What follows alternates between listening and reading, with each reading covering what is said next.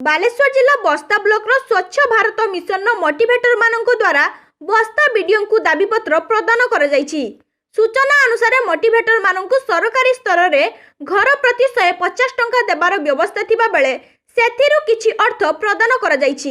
आमे आज ब्लॉक को आसु एथिपई आमे मैडम को दाबी करछु कि हमर ओडीएफ हो जाइछि बस्ता ब्लॉक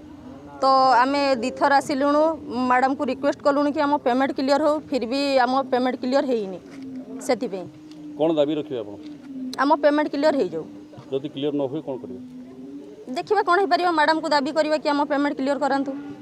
बाह्य परिमल मुक्त घोषणा पर समस्त राशि मिलिबार प्रतिश्रुति दिया जाइतिला मात्र 1 वर्षर ऊर्ध्व समय बीती जाइतिले मध्य अद्यावधि प्रशासन पक्षरु कोनोसी अर्थ दिया जाउ नाही। आज मु केवल एका नुहति मो सहित आमर बस्ता ब्लॉक समस्त स्वच्छ भारत मिशन मोटिवेटर मान उपस्थित अच्छा। स्वच्छ भारत मिशन प्रथम फेज काम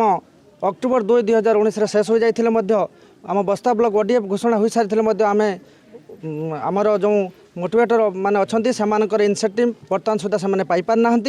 आम आज आसीलु वीडियो मैडम को भेटी आमर दाबी प्रदान करने तेणु आम किपरि भाव में बर्तमान सेकेंड फेज काम आरंभ होगा गलानी प्रथम फेज काम होगा को वर्षे बीती जाते आम बर्तमान सुधा आमर इनसेंटिव पाइपार ना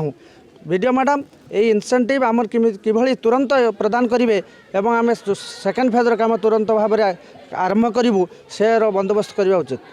एणे द्वितीय फेजर काम आरंभ हो जाइछि तुरंत प्रथम फेजर अर्थ प्रदान करने को ब्लॉक रा समस्त मोटिवेटर बीडीओ निकट में दाबी जणाइछंती। बस्तार राजेश बेरांको रिपोर्ट बालासोर प्लस न्यूज।